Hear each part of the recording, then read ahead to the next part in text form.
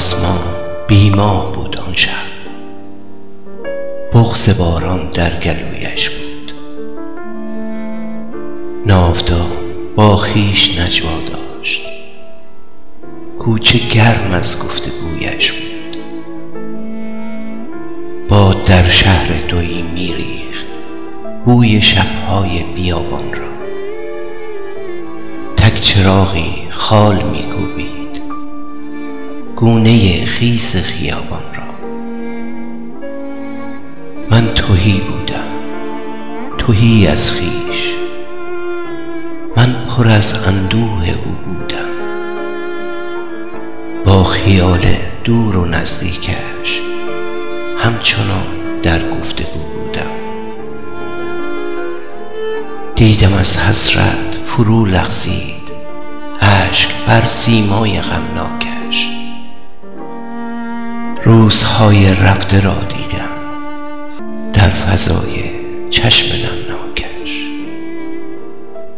کوچه میعاد ما هر شب چون رگی از خون ما پر بود.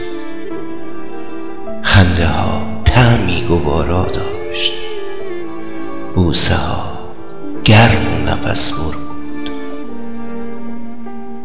بوی باران خورده دیوار پلک سنگین مرا می‌بست. عطر زلفش در هوا میگشت تا به بوی خاک میپیوست. ناگه از رفتن فرو میماند، تن چو پیچک بر تنم میدوخت تا از آن مستی به هوش آیم بوسه لبهای مرا میسوخت. هنوز روزای بارونی به یادت ابر میچینم، با رویای تو درگیرم، چشاتو خواب میبینم. هنوز این لحظه بی تو به بدحالی گرفتارم.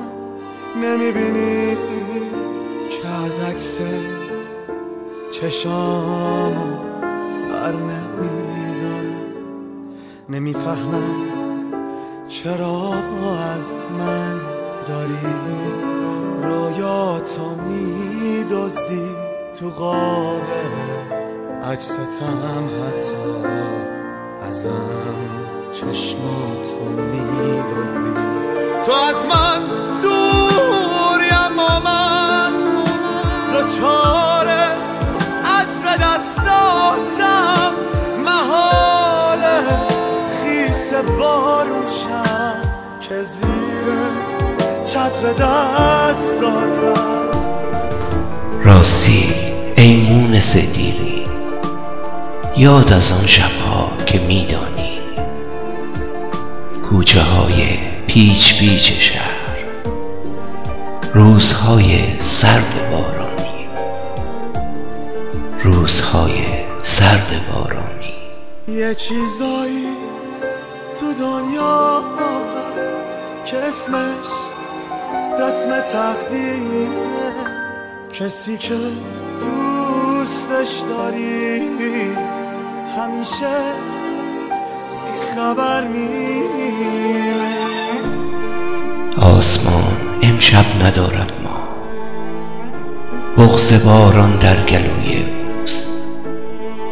ناودان با خویش در نجواست، کوچه گرم از گفتگوی اوست. کوچه گرم از گفتگوی